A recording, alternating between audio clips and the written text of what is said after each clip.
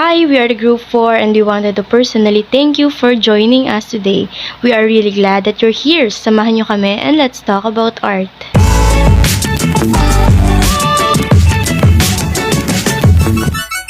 This is our chat podcast together with my team. I am Maurice Laksamana. I am Kyla C. Cabani. I am Chelsea May Toro. I am Kyla M. Gutierrez. I am Katrina Lau. I am Armiden Paul Lorenzo. And today we were going to talk about the article entitled When Art Becomes Dissent. First is to discuss the three artists or collectives and the kind of works they do as mentioned in the article. I am with Kyla Gabani for our first discussion. Kyla? Hello Maurice and hello listeners. The first collectives in the article are the Ugat Lahi artists.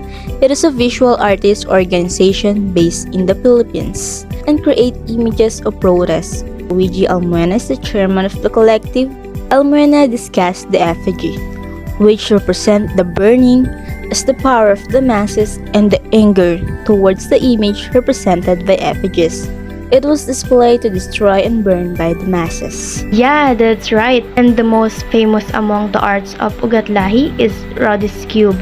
If you are familiar with that is a giant cube that is segmented into three parts, which is the four sides ay binubuo ng mukha nila Duterte, Hitler, Marcos, at Tuta. So the next one is the Gantala Press. It is an independent and literary collective focused on women's stories and issues. Gantala Press is a feminist publishing that was mainly founded to counter male-dominated literary spaces. As a feminist collective that aims to publish against different forms of abuse, exploitation, sexism, and discrimination against women, we often think about the different forms of struggle.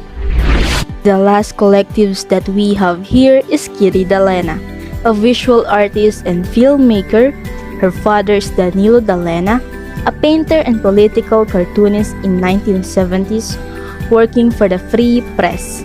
Her mother is Julie Luch, and she is the youngest of three daughters, all of whom are artists. Wow, such a family of an artist indeed. She became an activist and break the silence against the killings, or we all known as Rasback, founded to end the killings under the Duterte administration, countering the culture of disinformation. She used photographs and soon became part of the film and video with sound and installation art. The film became part of her identity to show the hardship experienced by all the Filipinos. Thank you, Maurice, for that wonderful discussion. And now it's time to talk about our interpretation of the title When Art Becomes Decent and how it was reflected in the works of the three artists and collectives together with Chelsea Liatoro.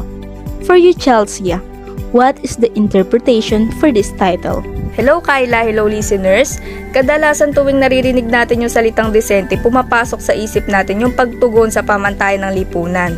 It would either mean na art is interpreted through opinions or the art itself is the basement of opinions or sentiments. At itong mga tao na nakasama dito sa article, they are brave enough to express their opinions through their artworks. As for the first article, every after protest, their artworks are meant to be burned into ashes. Kaya natawag na art protest has to catch fire kasi talagang sinusunog sila pagkatapos mismo nung protesta.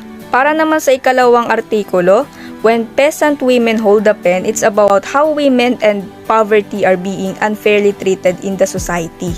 And for the last article, it indicates the radical way of how artists nowadays pull off their skills and ideas, especially into making visual representations of how life is being undertaken by politics. Never be afraid to raise your voice for honesty and truth and compassion against injustice and lying and greed. Thank you, Kyla. As we move forward to this discussion, here is another Kyla of our group, Kyla Gutierrez, and we're about to reflect and assess the relevance of these kinds of arts to the current situation in the Philippines. Hi Kyla, especially in the context of a pandemic, Are there any effects on the kinds of practices that artists nowadays do? Hello Chelsea and hello listeners. First of all, pandemic brought us to the situation that we do not want to experience because of its threat.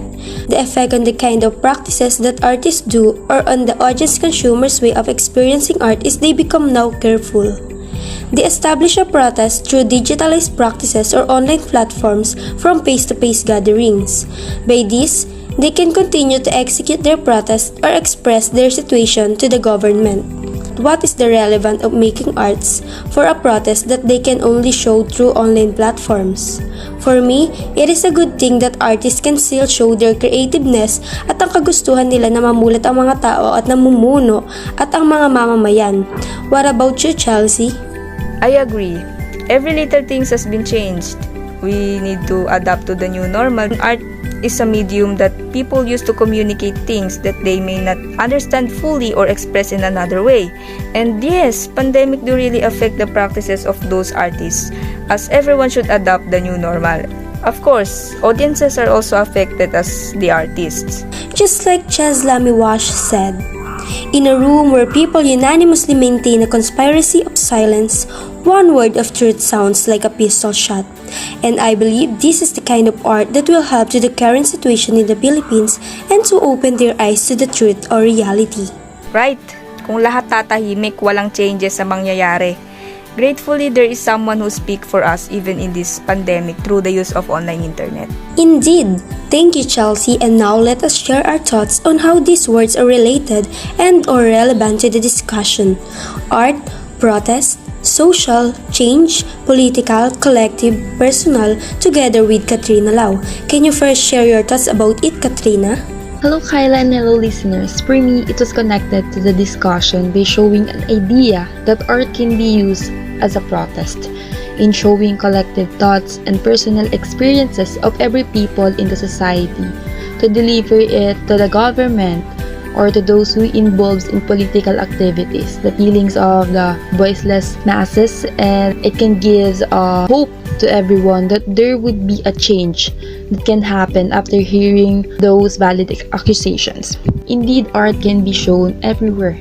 It can be in any context of our lives, whether it's about politics, personal, or even social. Second is, it is not only about visual appealing artworks. It is expressed in different types, either written, oral, or visual. What about you, Kyla? For me, ang sining ang nagiging way ng ilang artist para magprotesta, para mailabas at maipakita nila ang mga nais nilang mangyari at mabago sa ating lipunan. Kadalasan, ito ay mga usaping politikal. Thank you, Kyla. Now is the last part of our discussion. We were going to share and talk about our personal take upon learning about this kind of art, the artist, and your realization as an art student. Let us hear first the personal take of Armadan. Hi, Armadan! Hello Katrina! At hello rin sa mga nakikinig sa atin ngayon. I realize that not everything I see is believable. There's a lot of happenings behind the camera, katulad ng mga politiko na mapagsamantala at mapang-abuso. At isa sa nalaman ko na pwede palang gawing kasangkapan ng sining sa pagmumulat sa ating mamamayan na ipaalam sa kanila na meron palang mapang-abusong sistemang na nagaganap sa ating lipunan. At bilang art student, I realized na magandang way gamitin ang art para sa pagpuna ng mga bagay na di dapat na makita natin sa mga taong namumuno. What about you, Katrina? Learning this kind of art serves as an eye-opener to every individual. It shows us how artists witnessed everything that is happened in our government and how every individuals are not being treated equally. Though we know that we all deserve to be treated equally despite of these happenings, artists continue spreading facts because they do believe that feel free to express what we really wanted. So all in all, art comes in different forms and it just depends on the person's implying the context. And that is the end of today's podcast.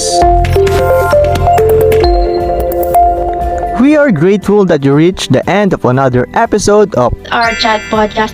Thank you for tuning in. If you enjoyed today's show, come and join us in every Tuesday of 9 in the morning.